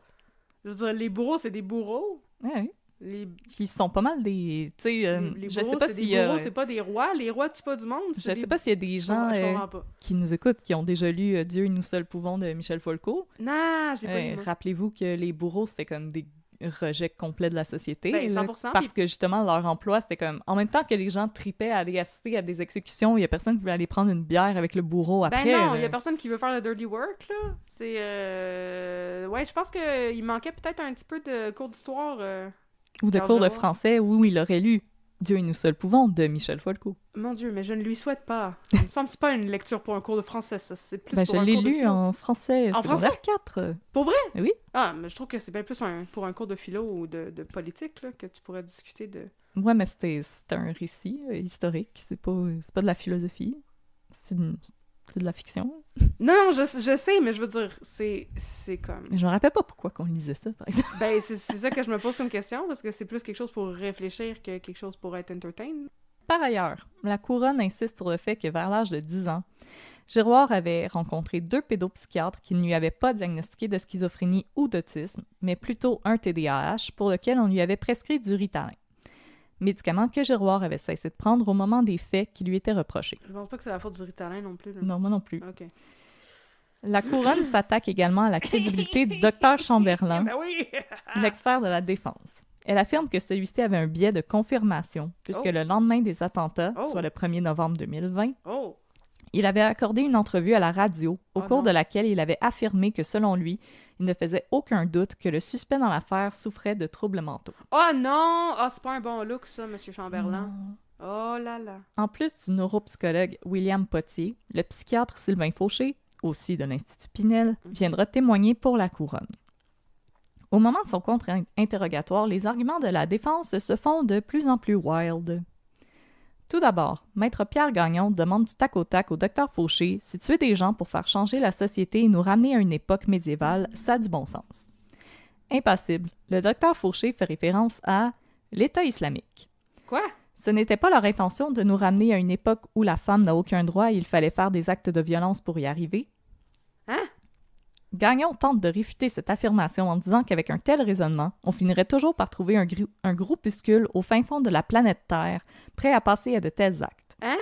Le docteur Fauché n'est toutefois pas d'accord. Je ne connais pas le nombre de combattants de l'EI, mais je ne pense pas que ça a été un groupuscule au fin fond de l'univers. Par le fait même, il ajoute que les combattants de l'EI ne sont pas en proie à des délires au moment de commettre leurs actes de terreur. Les combattants du feu. Les combattants du feu. Mais comme ça, c'est des pompiers. Les romans... Oui, c'est ça, comme les romans érotiques. Nice. Il y a comme 3 personnes qui vont faire « Ouais, ça! » Ouais, je me rappelle avoir vu ce livre-là. Maître Gagnon... Je suis vraiment confuse. Okay. Qu'est-ce que tu ne comprends pas? Non, je suis confuse par cette histoire d'État islamique, là. Qu'est-ce qui se passe, tabarnak? Dans le fond, c'est que... Maître Gagnon demande au docteur Fauché Ouais. est-ce que c'est normal de penser des choses comme ça parce qu'il veut que Sylvain Fauché dise comme non, c'est vraiment pas normal, c'est comme vraiment un craqué dans le plafond qui pense à des affaires de même. Ah, ben là, il Puis est... Monsieur Fauché, il dit comme oui, mais il y a toujours des groupes extrémistes qui veulent passer à des actes comme ça, faire des génocides, faire de l'eugénisme. Ah, C'est je comme- comprends, je comprends. Puis comme ils sont pas d'accord. nécessairement en proie à des délires, c'est juste une idéologie qui vient s'implanter dans leur tête puis qu'ils veulent réaliser. C'est une idéologie craquée mentale. Voilà. Ah, d'accord, je comprends. Ensuite, Maître Gagnon revient à la charge en faisant référence aux propos de Giroir selon lesquels les malades et les faibles ne méritaient pas de vivre. Cette fois-ci, Fauché cite comme exemple les nazis qui Ah! adhéraient au principe de l'eugénisme. Wow, on est arrivé au point Godwin. On est là. arrivé au point Godwin. Nice. Puis comme je vous dis, Giroir avait clairement une croix gammée de tatouée dans le dos. Ah oui, c'est vrai, tu nous as dit ça tantôt, je m'en rappelle. Il ajoute que d'autres groupes croient également à ces principes et qu'eux non plus ne sont pas en proie à des délires. Mais ce sont quand même peut-être des craqués mentaux. Ben, je veux dire comme... Est-ce que ce diagnostic est dans le DSM, les craqués mentaux? Non! Ah non! Selon bon. la thèse de la Couronne, le Oui. comportement exhibé par Giroir en prison et suite à son arrestation démontre qu'il est impossible que celui-ci ait été en psychose au moment d'attaquer 7 individus dans le Vieux-Québec, Ah ouais? à moins qu'il ait bénéficié d'une guérison miraculeuse. Hein, quel était ce comportement? Puis il était parfaitement normal. Ah, ok. Je pensais que t'allais nous donner des exemples comme... Ben, je vais le dire, oui. Il lavait ses cheveux d'une manière totalement normale. Allez-vous croire que Carl Giroir, qui est obsédé par cette mission pendant 6 ans, va exécuter la mission, sortir de sa psychose en un claquement de doigts, ne plus jamais y penser et ne plus jamais en reparler, et ce, sans aucune forme de médication? Ouais, mais ça se peut-tu qu'il était juste dans sa psychose, puis il a continué à être dans sa psychose, puis là, il est encore dans sa psychose maintenant? C'est la théorie que je vous apporte. Je suis avocate de la défense. Pour appuyer sa thèse, la Couronne rappelle que Giroir avait un comportement exemplaire, tant au moment de son arrestation que lors de sa détention. Ouais. Que celui-ci socialise avec les autres détenus, plaisante et joue aux cartes. Comme, What? il est parfaitement normal en prison. Voyons donc, ok. Partie 8. Verdict. Oui. Après 5 jours de délibération, Fatigué, là. le jury est prêt à rendre son verdict. Coupable! Carl Giroir est déclaré coupable de Ah 2 bon. meurtres au premier degré et de 5 tentatives de meurtre. Ouais, Pour ce faire, il est condamné à la prison à vie sans possibilité de libération conditionnelle avant 25 ans. ouais. Au moment de prononcer la sentence, des victimes collatérales du crime de Giroir tiennent à se prononcer. Oh, comme le chihuahua? Non. Ils l'ont mis devant le micro pété. Oh, Tout d'abord, Marie-Claude Veilleux, la belle-sœur de Suzanne Clermont, oh non. souhaite s'adresser directement au meurtrier. Vous êtes dans mon dos, monsieur Giroir. Je ne peux pas vous voir, mais j'espère que vous ne faites pas comme vous avez fait tout au long du procès. J'espère que vous ne vous mettez pas les doigts dans les oreilles en vous balançant pour simuler un trouble quelconque. Oh my god! Garde-toi une petite gêne, Carl Giroir, hostie. D'accord. Je vous demande de m'écouter. Vous avez charcuté ma belle-sœur. Oh, Vous lui avez tranché le cerveau. arc! Alexandre Bissonnette, lui, le meurtrier de la mosquée à Québec, Ouais. lui a choisi d'assumer ses responsabilités et j'attends toujours l'expression de l'ombre de remords de votre part. La mère de François Duchesne prendra également la parole par écrit. J'ai 83 ans et les années qui me restent sont gâchées par la perte de mon fils. Il n'y a rien de pire que la mort d'un enfant. Ouais. Conclusion. Après la pluie et le beau temps, Oh! malgré le bouleversement qu'il a vécu le soir du 31 octobre 2020, Rémi Bélanger publie un émouvant témoignage où il déclare avoir pardonné à son agresseur. J'étais dans l'ambulance le 31 octobre et je lui avais déjà pardonné. Pour moi, ce gars-là, pour commettre ce qu'il a commis, c'est sûr qu'il a été fucké par quelque chose, et ce quelque chose aurait été assez pour me fucker moi ou vous fucker vous. Plutôt que de s'acharner sur Giroir, Bélanger prône une prise de conscience quant au manque de services offerts en santé mentale au Québec. 100%. Ma satisfaction, ce serait de savoir que ce gars-là a l'aide dont il a besoin depuis vraiment longtemps. L'être de chair qui tenait l'épée ce soir-là, j'ai l'impression qu'à l'intérieur de cet être, il restait plus grand-chose du gars. Violoncelliste de formation, Bélanger entrevoit avec optimisme son futur à titre de musicien. Peu importe l'état de mon corps, peu importe l'état de ma main, je reste violoncelliste, j'ai de nouvelles limites à explorer, je ne sais pas c'est quoi, un artiste qui travaille avec un trauma, mais je suis en train de le découvrir. Oh. Suite à son décès, le Musée national des beaux-arts du Québec décide de rendre hommage à François Duchesne. Oh. Il n'y a pas de mots pour exprimer notre tristesse face à la perte d'un collègue et ami de la qualité de François Duchesne, déclare le directeur général du MNBAQ, Jean-Luc Murray. Pour apaiser notre peine, nous souhaitons lui rendre hommage à notre façon, humblement, et surtout faire savoir au monde entier toutes les qualités de cet homme, si humain, si lumineux, si positif, de cet homme de cœur si sensible aux autres. Oh. En l'honneur de Duchesne, le MNPAQ décide de renommer en son nom un programme d'art-thérapie pour les jeunes adultes qui souffrent de troubles de santé mentale. Oh. Selon Murray, l'hommage sert à rappeler que la culture peut aider à rendre le monde meilleur. Oh. Le 31 octobre 2022, une plaque en souvenir de François Duchesne et de Suzanne Clermont est érigée par la Ville de Québec sur la place d'Armes. Suzanne Clermont, François Duchesne, leur mémoire est pour toujours gravée dans le cœur de notre cité, peut-on lire sur le mémorial. Oh non! Et ça finit comme ça. Oh, c'est si triste. Ah oui. Bravo, tu l'as très bien raconté. Je sais pas, t'arrêtais pas de me poser des questions. Ouais, mais T'avais là- pas l'air sûr. Ouais, mais là, c'est juste à part de l'État islamique, là, je comprenais pas ce qui se passait. Ouais, mais là, je trouvais là. ça un peu fucké comme argument. Là, j'étais comme, où c'est qu'on s'en va avec ça, messieurs? On peut-tu, comme, rester à Québec? J'ai bien hâte de voir où c'est qu'on s'en va avec l'histoire de l'État islamique. Non, mais c'est ça, tu l'as super bien raconté. Bravo. Merci. C'était vraiment intéressant. Oh, et c'était très triste. Voilà. Mais je répète, les jeux vidéo ne sont pas à l'origine des troubles de ce monde. Ben comme non. On a justement un channel dédié aux jeux vidéo sur notre magnifique Discord. C'est incroyable. Et les gens sont très normaux. Les gens sont très normaux et très enthousiastes par rapport aux jeux vidéo. Je pense que le problème, c'était vraiment l'isolement, le manque de ressources en santé mentale. Ouais. Puis Bourdieu qui s'est assis en disant comme « Ah, ce monsieur a vraiment l'air de vouloir tuer des gens. Je me demande qu'est-ce que je vais manger pour dîner. » Je trouve ça ahurissant, cette affaire-là. Même s'il était très jeune. Mais ça, c'est encore plus une raison d'être alarmé. Je Ben, je comprends veux dire- pas en tout. Justement, il est très jeune, fait que me semble agir le plus rapidement possible Oui. pour éviter des problèmes plus tard. Oui.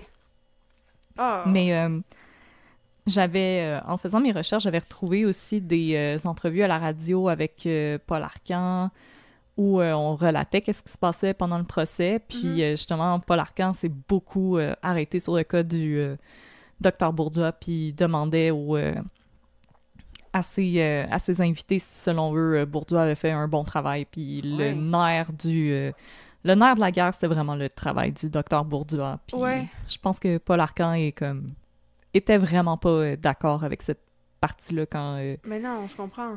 vraiment avec tout le monde qui venait commenter à son émission, il ramenait toujours le Dr Bourdieu. Puis je veux dire, quand j'ai fait... Au début, je me demandais si c'était de l'acharnement, puis finalement, quand j'ai lu son témoignage au Dr Bourdieu, j'ai vraiment l'impression qu'il a comme... Je m'excuse, il a pas fait son travail. Il a échappé la POC en bon français. Puis j'espère qu'il y a des remords, puis qu'il fait un petit peu de soul-searching présentement, mais là, je sais que à toutes les fois que toi et moi, on se prononce un peu plus... de façon un peu plus concrète sur certains sujets, on a toujours les experts et les expertes qui nous écrivent pour dire comme « Non, c'est pas comme ça que ça fonctionne! » Ouais. Alors, gênez-vous pas, puis dites-nous-le si c'est pas comme ça que ça fonctionne, on veut l'apprendre, parce qu'il y a comme d'autres cas que vous nous avez demandé où les gens ont clairement eu des problèmes de santé mentale. Ouais. Puis voilà, on veut pouvoir en parler comme il faut avec toute la nuance qui s'invite dans ces sujets. Oui, c'est ça, je suis bien... je suis pas déroutée par ta façon de raconter l'histoire pantoute. Moi, je trouve qu'il y a un morceau du puzzle qui manque. Parce que, je veux dire, ils ont parlé de son enfance. Il me semble que... Je vois pas là-dedans qu'est-ce qui pourrait possiblement expliquer un aussi gros trouble de comportement. Puis je veux dire, son père, il a quitté la famille quand il avait 10 ans. C'est pas... Je sais pas, tu sais, je sais que c'est plus difficile dans les contextes de, je sais pas, famille monoparentale, tu sais. Là, non, ça a pas été ça pendant une grosse partie de sa vie. Ça m'arrêtait pas monoparental. Il y avait l'affaire avec les enfants dans l'autobus. Je sais pas, j'ai pas compris exactement c'est quoi là-dedans qui explique qu'il a développé ce problème-là J'en ai aucune idée, moi non dans son plus. rapport au monde. Ben, c'est ça. Puis aussi, je sais qu'il y a des mères célibataires qui nous écoutent, il y a des mères célibataires sur notre Discord, puis vous faites un travail incroyable avec... il y a des pères célibataires aussi, on n'en parle pas assez. Il y a des pères célibataires, vous faites de l'excellent travail avec les ressources que vous avez, puis comme...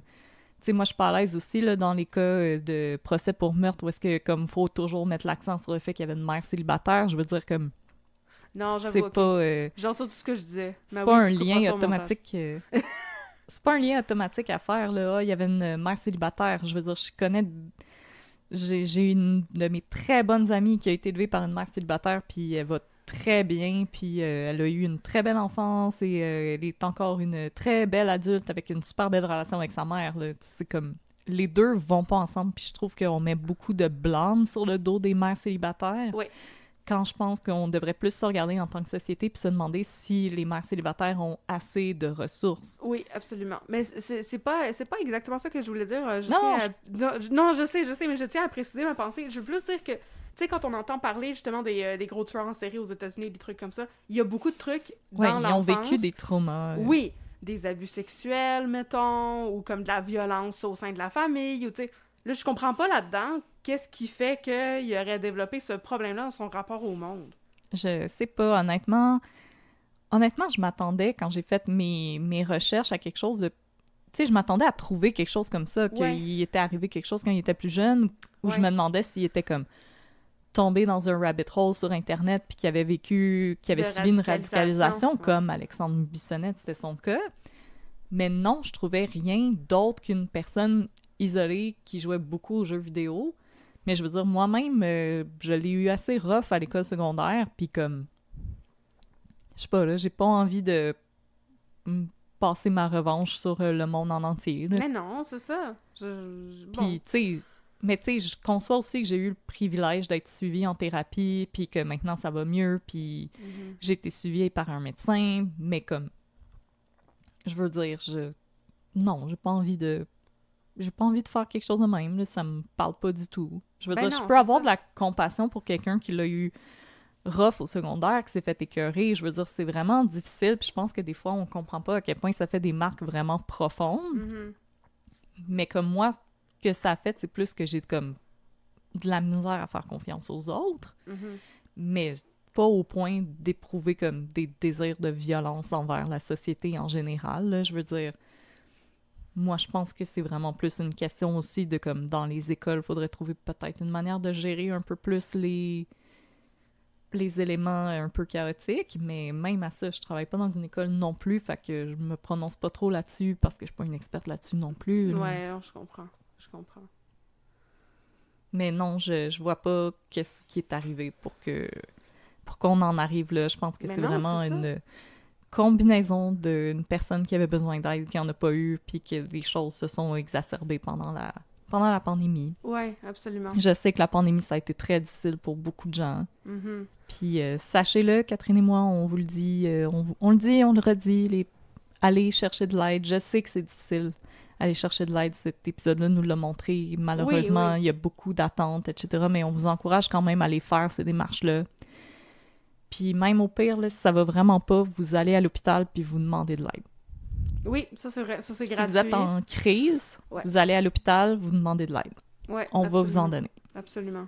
Mais tu sais, oui, c'est ça. Oui, il y a beaucoup de listes d'attente, puis c'est certain que... Tu sais, je vais te dire quelque chose de controversé, là, mais ça peut valoir la peine de s'endetter pour consulter au privé. Parce que là, il n'y a pas d'attente, tu sais.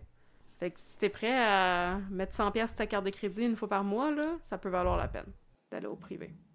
Oui. Puis, tu sais, des fois, regardez... comme là, je veux pas faire de jugement si vous n'avez pas d'emploi présentement, mais si vous avez un emploi, regardez avec vos assurances. Oui, parce qu'il y a souvent le programme d'aide aux employés aussi à l'interne, indépendamment des assurances aussi. C'est ça. Moi, je sais que j'ai droit à comme un certain montant par spécialiste. Oui, moi aussi.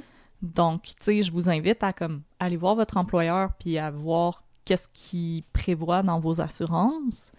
Puis sinon, il y a des programmes d'aide aussi, il y a des lignes d'écoute qui sont complètement gratuites et qui peuvent vous aider à vous rediriger vers la meilleure ressource pour vous. Donc, on vous encourage à vraiment tendre la main. Puis, n'oubliez pas, autant les hommes que les femmes, tout le monde, on peut avoir des moments de faiblesse, mais l'important, c'est de le reconnaître puis aller chercher l'aide pour nous aider à traverser ce moment-là. Vos problèmes de santé mentale, c'est pas de votre faute, mais c'est votre responsabilité de faire des démarches pour essayer d'atténuer le problème. Oui. Parce que c'est pour votre sécurité, c'est pour la sécurité des autres, mais c'est pour votre sécurité à vous aussi. Mais c'est pour votre bien-être aussi. C'est pas, je veux dire, on va se le dire, c'est pas normal de vivre dans une douleur émotionnelle perpétuelle. Non, absolument pas. T'sais, effectivement, la douleur, ça finit par passer, mais je veux dire, si la douleur, elle est constante, ben, c'est normal qu'à un moment donné, ça devienne trop, puis qu'on se dise, OK, mais là, j'ai besoin de trouver de l'aide. Voilà. Parfaitement normal, parfaitement acceptable. Puis si vous avez peur de faire des démarches avec votre employeur parce que vous voulez pas que vos collègues de travail soient au courant ou whatever, ça passe à travers les ressources humaines, puis c'est sous le sceau de la confidentialité aussi, là. Oui. Ouais. Ils n'ont pas le droit de divulguer cette information-là non, à propos de vous. Là. Donc, vous n'avez pas besoin d'aller voir votre boss pour lui dire « Hey, je fais le pas ». Vous allez voir quelqu'un qui va être tenu de garder ça pour elle ou lui, là. Puis vous pouvez dire comme moi, j'avais juste des questions à poser sur un autre dossier par rapport, puis les ressources humaines ne révèlent aucune information sur leur conversation avec les employés. C'est leur travail de gérer ça. Voilà. Donc voilà. Puis aussi, si vous voulez garder ces démarches-là pour vous, ben il n'y a pas de problème. Puis si vous avez personne à qui en parler, ben Catherine puis moi, on est là. Mm-hmm. Ça peut paraître vraiment niaiseux. Puis vous dites non, mais vous me connaissez pas. Mais non, gênez-vous pas, il y a des gens qui nous ont écrit pour nous demander de l'aide, pour nous demander des ressources, puis on les aurait dirigées. Ben oui, ça me fait plaisir de vous répondre puis de vous épauler là-dedans. Là. C'est vraiment pas... Ça nous fait plaisir, c'est pas un poids pour nous du tout, là. Non, pour nous, c'est... Plus on va vivre dans une société comme ça, où on va pouvoir se parler ouvertement, puis dire comme... Excusez, c'était l'ordinateur. C'était le firewall. Un câble, oui, c'est ça. Désolée pour ça. Voilà. Mais je pense que plus qu'on va vivre dans une société où est-ce qu'il va y avoir moins de tabous autour de la santé mentale, et idéalement aucun tabou autour de la santé mentale, on va vraiment arriver à mieux vivre ensemble, puis à se sentir plus à l'aise. Puis je pense qu'il y a comme beaucoup d'anxiété qui va disparaître, parce que je pense que des fois, il y a beaucoup d'anxiété qu'on ressent qui vient aussi de notre stress à aller chercher cette aide-là, puis au jugement des autres. Mais sachez qu'avec nous, il n'y en a pas de jugement. On sait, on sait c'est quoi, puis on veut juste votre bien. C'est ça, parce que la première étape, c'est la normalisation, justement, c'est de comprendre que si vous allez pas bien, vous n'êtes pas la première personne dans l'histoire de l'humanité à ne pas aller bien. Il n'y a rien d'anormal par rapport à vous, puis il n'y a rien de honteux non plus là-dedans. Là. Il y a plein de monde qui se sentent comme ça. Voilà, vous n'êtes pas tout seul. Il y a plein de monde qui ont les mêmes anxiétés bizarres que vous autres, puis les mêmes tocs bizarres que vous autres, puis il y a plein de monde qui sont dans le même bateau. C'est juste parce que vous les voyez pas. Ouvrez vos yeux, vous allez voir c'est qui y a dans le bateau de la santé mentale dans lequel vous êtes. Et voilà. T'as-tu pas pire, ça? Ben oui. Belle allégorie. Voilà. Bon. Merci beaucoup d'avoir été des nôtres. Yes, sir. Si vous avez apprécié cet épisode et si vous voulez encourager Audrey, qui a l'air vraiment down maintenant qu'elle a raconté cette histoire, oh boy, eh bien, vous pouvez vous diriger sur nos pages sociales. On est sur Facebook, @unpeudecrime, et sur Instagram, @unpeudecrime dans ton café. On a aussi un beau site web, Linktree, dont le lien est dans notre page Facebook et notre page Instagram. Puis là-dessus, vous allez pouvoir trouver plein de choses, dont le lien vers notre Patreon, mais aussi le lien vers notre PayPal, parce que j'ai oublié d'en parler, mais je nous ai créé un lien pour que vous puissiez, si ça vous tente de nous encourager, mais que vous voulez pas vous abonner pour avoir un paiement mensuel ou un abonnement mensuel à notre Patreon, vous pouvez nous faire un don par PayPal pour qu'on puisse s'acheter plus de café. Donc tous les détails sont sur notre Linktree, c'est disponible sur Instagram et sur Facebook. Et maintenant, le Patreon. Yes, sir. Audrey. Yes, sir. Qu'est-ce que c'est ça? Me donnes-tu la permission de le raconter très vite? Oui.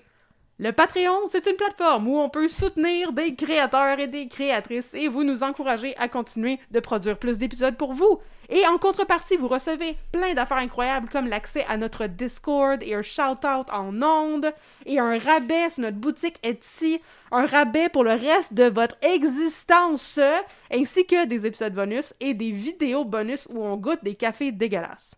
Exactement. Voilà!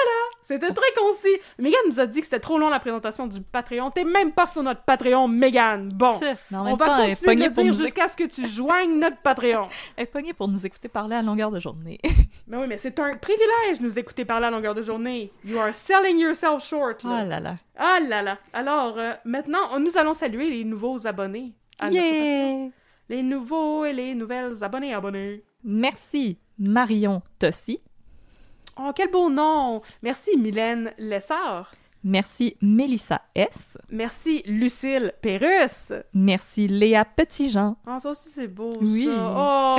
Oh, merci Kim Tremblay. Toi aussi, t'as un beau nom, Kim. Merci Mélissa BH. Oh, merci Judith M. Judith M. Voilà. Et merci Luna. Oh, merci beaucoup, tout le monde. Ça nous fait plaisir de vous accueillir dans notre communauté Patreon.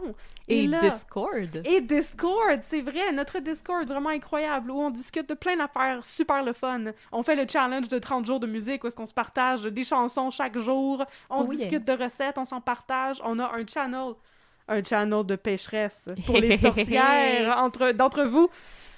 C'est ça, joignez notre Discord, c'est vraiment le fun. Et là, pour se remonter le moral, Yes, sir. on va aller au palais de justice. Yes, sir.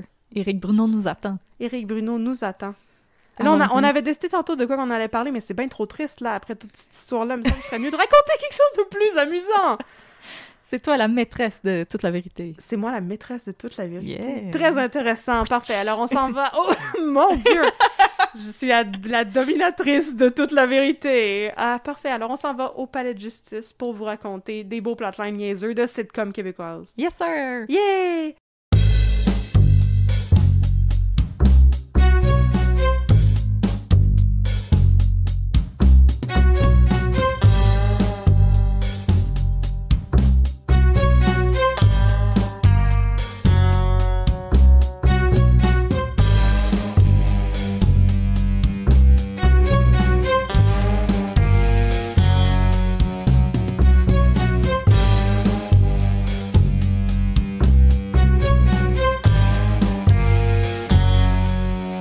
Ah, Maître Boutin. Que se passe-t-il, maître Côté? Ah, je vais vous raconter... Revenez-vous du spa, mon Dieu!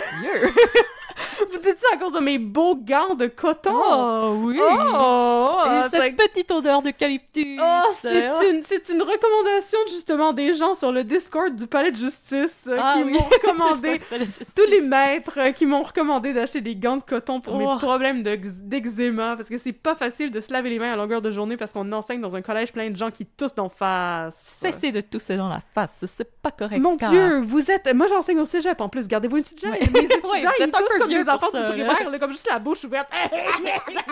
Des fois, calmez-vous. Bon, donc, non, j'en viens pas du spa. Non.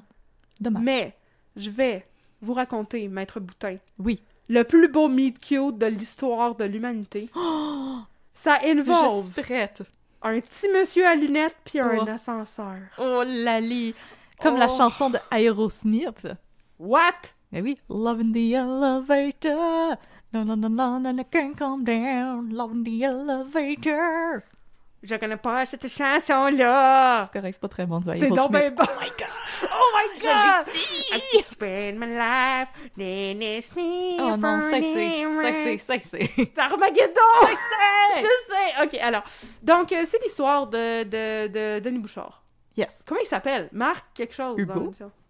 Marc Hugo? Non, non, il s'appelle Marc. Je m'en rappelle plus. Ok, Oh bon. non, Hugo, c'était dans Agnès Sésame. Ah oui, c'est ça. Donc, on va l'appeler Maître Denis Bouchard. Maître Voilà. Denis Bouchard, on est dans la première saison de Toute la vérité. Yes. Et déjà, il a l'air d'un vieux monsieur et d'un enfant en même temps. Et on sait pas trop pourquoi. Il a des petites lunettes et Avec cet une air petite corde. perpétuel d'avoir 70 ans, mais en même temps, il y en a pas 70 pantoute. Oui, des petites lunettes avec une petite corde. Parce qu'il y a toujours peur qu'il y ait un gros coup de vent. Tu sais, ça Oui. arrive souvent au palais de justice. Il y a plein de problèmes d'aération au palais de justice, on Ouais. est au courant. Et là, le cher Denis Bouchard, drette quand ça commence, toute la vérité, il est un homme seul. Oh non. Il vit avec pour seule compagnie son chat qui s'appelle Marguerite. Oh. Et là, la petite Miaurguerite Duras. Miaurguerite Non, OK. il l'a pas appelé comme ça. Parce que D'accord. c'est peut-être pas un fan de littérature. C'est lui, à la fin, qui va écrire le Ouais, code la des loi. lois. Voilà. Il va écrire toute la loi. Donc, il l'aurait pas appelé comme ça. Il l'aurait appelé, Rude Bader Gins Miaou, quelque chose comme ça. Une affaire juridique. Alors, il vit avec Marguerite, son chat. Et là, la madame qui travaille au café du palais de justice, elle le trouve pas mal cute avec cette petite Oh, corde à lunettes. c'est Elle mon aimerait ça kink. qu'il vienne accrocher ses lunettes sur sa tête de lit. Oh. Fait que là, elle arrête pas de dire Marc, veux-tu venir dans mon groupe de marche? Lui est comme, ah, je ne fais pas ça marcher.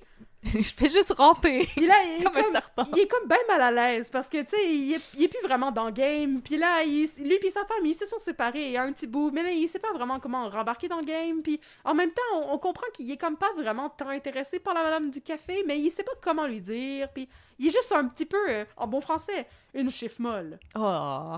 Alors, sa collègue, maître Hélène Florent, Oui, qui, elle, à un moment donné, turn down Émile Proulx en lui disant « Je ne ressens pas de fizz pour toi. » Pas de fizz. Elle, sa conception de l'amour, c'est le fizz. Donc, elle va le voir. Elle lui dit « Mon Dieu, mais Marc, tu ne trouveras jamais le fizz si tu ne fais pas un petit peu de marche une fois de temps en temps. » Moi, c'est le Virgin Media. Fizz. Alors, il dit, d'accord, je vais me forcer. Puis là, il s'achète des running shoes. Puis là, il y a une date pour aller marcher avec la madame. Puis là, ça, il tente vraiment pas. Fait que là, Il va reculons, bon, il marche reculons. il marche Il à fait du reculons moonwalk. pour aller à À l'aéroport. Non, pas là, à l'ascenseur. Puis là, il On rentre va dans aller prendre une belle l'ascenseur. marche dans l'aéroport Montréal-Trudeau. Sur les petits tapis qui vont... Oh oui. Oh, là, tu marches super vite. Ah. Et là, il rentre dans l'ascenseur. Et là, il y a une madame qui rentre dans la minute. Tenez la porte, tenez la porte. Puis là, il tient la porte. Puis là, madame, elle rentre. Puis là, il dit, oh, quel étage? Oh, je vais au rez-de-chaussée. Ah ouais, moi aussi. OK, parfait. L'ascenseur commence à descendre. Puis là, bang! Panne d'ascenseur. Oh non!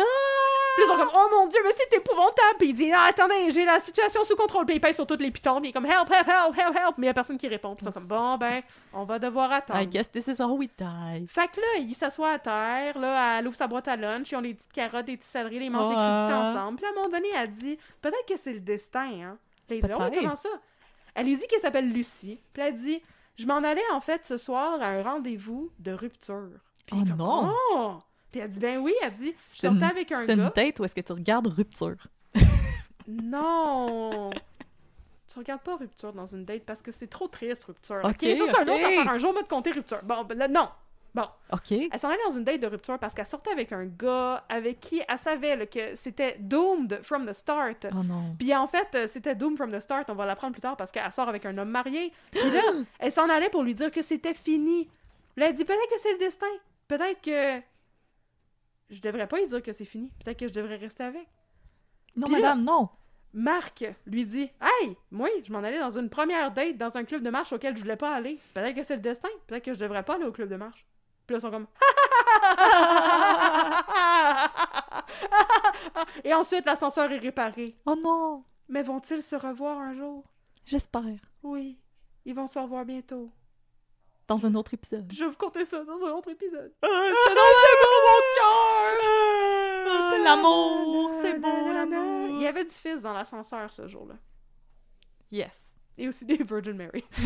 Ton affaire de Virgin tantôt. Non, c'est parce que Fizz, c'est une compagnie de téléphone. Oui, aussi. Fait qu'il y avait du Virgin, il y avait du Bell, il y avait du Ah! Vidéotron, Fido. il y avait du Fido surtout. Oh yeah. Oh non! Bon. Alors, c'est comme ça que s'est passé le meet cute entre Maître Marc et Lucie dans l'ascenseur. Oh. Lucie, la greffière qui sort avec un Oh. homme marié. Merci. T'as réparé mon cœur et ma foi en l'amour. Ben, l'amour existe encore. L'amour existe encore. Oui. Même si elle a pris son camp. Ben, c'est ça que j'allais dire. T'es en train de chanter la tune de... Ouais, je me suis trompée. Désolée. J'allais dire la tune de la bataille des boules. Comment ça Non, ça s'appelle comme ça maintenant. La bataille des boules? Oui, la bataille Ok, des boules. Le film de Noël que j'ai jamais Oui. vu, là, comme je vous ai dit. Ok, ben, tu chantais la chanson de la bataille des boules. Oui, je sais, je me suis trompée. Merveilleux. Alors... Il y a trop de chansons d'amour. Ah, il y en a trop. Écrivez des chansons sur les salamandres comme Catherine nous avait demandé dans Oui. l'épisode de Lavacanda. Oui, personne fait ça. C'était quoi, je voulais un groupe de métal sur les salamandres? Ouais. Ouais. Que ça sonne comme quelque chose que Peter Gabriel aurait fait aussi. Quelque chose Mais- arrivé déguisé en salamandre. Ben là, pour finir, Maître Boutin, connaissez-vous le fait divers du monsieur qui ramassait des iguanes qui étaient gelées? Non, Maître Côté, mon Dieu, d'où ça sort? Oh my god, ça sort de la Floride. Ah, d'accord. L'hiver, quand il fait fret, les iguanes entrent en hibernation et elles tombent Oui, ils des font dodo. arbres. Bong, bong, bong. Oh non, Et là, il y avait un monsieur de la Floride, Florida Man, c'est toujours eux autres, Florida Man. qui ramassait les iguanes. Il était comme, hey, c'est donc bien chill, j'ai vu. Puis là, il les a mis dans son char. Puis là, il commençait à conduire son char. Mais là, dans son char, il faisait chaud. Fait que là, ils sont tous sortis d'hibernation. Fait que là, il y avait 30 iguanes qui couraient dans son char. Fait qu'il n'y a pas eu un accident. OK. Si vous pensiez que les salamandres, c'était pas heavy metal, les reptiles, c'est vraiment heavy metal, ok? En passant, si vous ennuyez, Salamandre 666! ma recommandation, Googlez votre date de fête et Florida Man. Ah, ça, c'est toujours plaisant. Moi, c'est quelqu'un qui a frappé quelqu'un avec un sapin de Noël. Ah, c'est tombé beau! Ah, il devait l'avoir mérité. Écoute, je sais pas. Il lui a passé un sapin. Je vais taper la cuisse. C'est même pas moi qui ai été dans le penitentiary aujourd'hui. Ah, c'est moi, j'y vais. D'accord, je vais vous donner la clé, vous pourrez me laisser là pour toujours. Ah, au revoir tout le monde. Merci Au revoir, les merci. patrons et les patronnes et les auditeurs et les auditrices et les gens et les gens et les eux et les elles. Et n'oubliez pas de prendre soin de vous. Et les Très pirates important. et les piratés. Je sais pas Oui. qui d'autre. Il y a Ok. les pirates qui nous écoutent. Ceux-là, là. Bon, Tout le bye. monde. Prenez soin de vous. Bye. Bye bye. La séance est levée. Joyeux Halloween. Joyeux Halloween!